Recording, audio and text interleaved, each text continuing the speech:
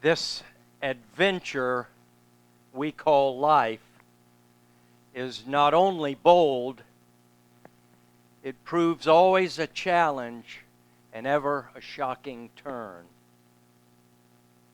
Jim Stege was fairly new to us, yet right away he and Kim were such an asset as we made a place for them in our hearts. And now we stand with those hearts in our hands and a lump in our throats. How could this happen? We say. But happen it does, as we come to know all too well and far too often. James Baldwin, in his classic The Fire Next Time, wrote, "Life is tragic simply because the earth turns, the sun rises and sets, and one day, for each of us, the sun will go down for the last time." Perhaps the whole root of our human trouble, he said, is that we will sacrifice all the beauty of our lives, will imprison ourselves in totems, taboos, crosses, blood sacrifices, steeples, mosques, races, armies, flags, nations, in order to deny the fact of death, the only fact we have. It seems to me, said Baldwin, that one ought to rejoice in the fact of death, ought to decide indeed to earn one's death by confronting with passion the conundrum of life. One is responsible for life. It is the small beacon in that terrifying darkness from which we come and to which we shall return. End quote. Today, we light this chalice, our beacon of hope, and gather in worship not to deny the fact of death, but to confront with passion what Baldwin called this conundrum of life. The definition of conundrum is a confusing and difficult problem or question. We know that life is presented to us as question, as riddle. In fact, we sang our UU song today, which expresses that even to question is an answer. Confusion is often our immediate response when we suddenly or unexpectedly lose someone we love. I know that I was stunned to hear this news of Jim's passing. As so often happens, I had returned to town and heard that he was ill, and found myself saying, I need to call, I need to visit. Suddenly, the door slammed shut on me, on us, on him.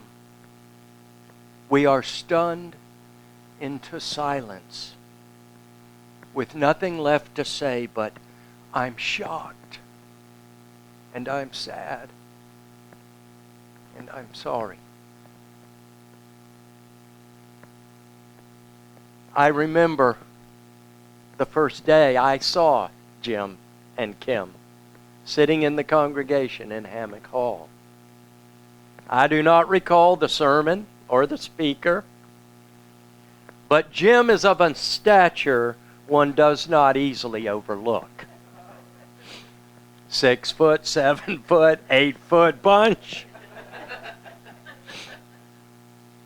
This lovely couple sitting there with understated confidence and kindly manners.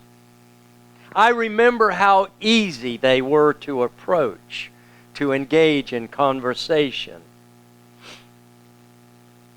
I remember especially how grateful and happy I was to see them come a second time.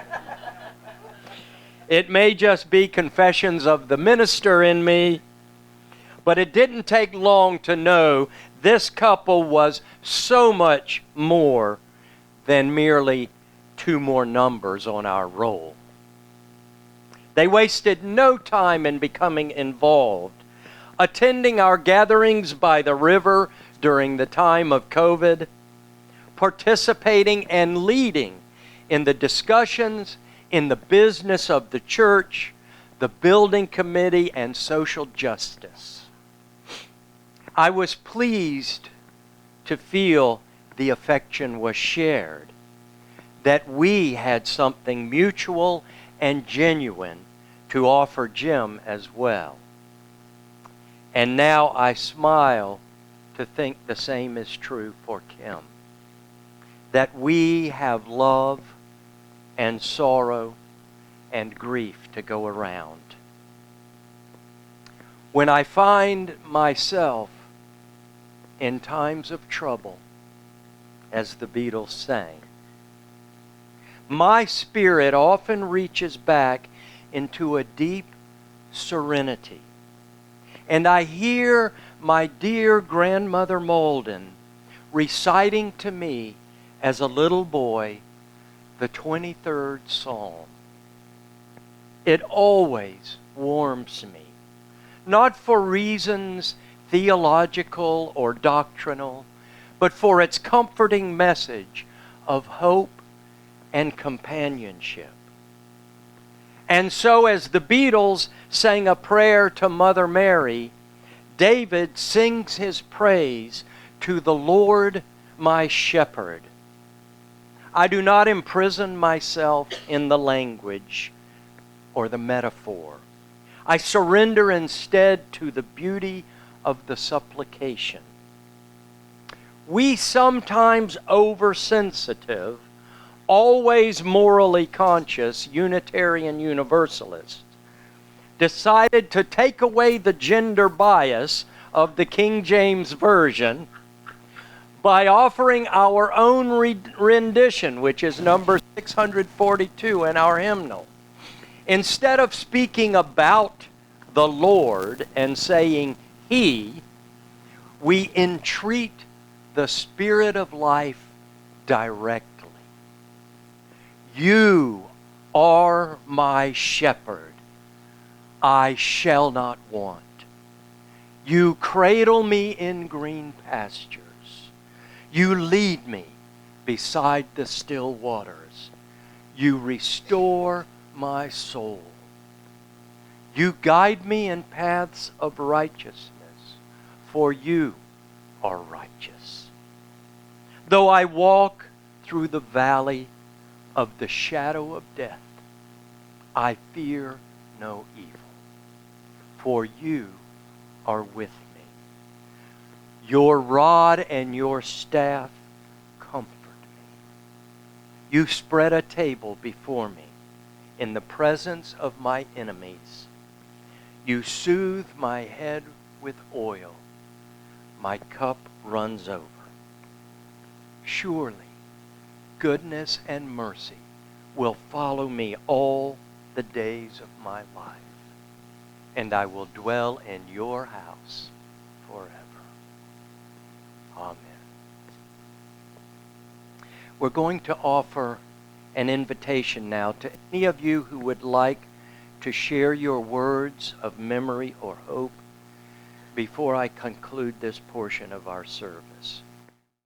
I'm so glad that Stege Bones was mentioned. I remember one of the first ways to really get to meet Jim and Kim when he invited us there to hold services. And I believe the very first one was when Liz passed away and we had her memorial service there. And they're still talking about that and her family and Dave who comes here. So As Unitarian Universalists, our notion of God or spirit or heaven or hell or eternity is varied and rich with the colors and influences that all of us bring to this tapestry of faith. But let it be a tapestry of faith and hope and love. Whatever theological language we speak, I call it CJBHQ. That's Christian, Jewish, Buddhist, humanist, or questioning. Let us remember that we are Unitarian Universalists.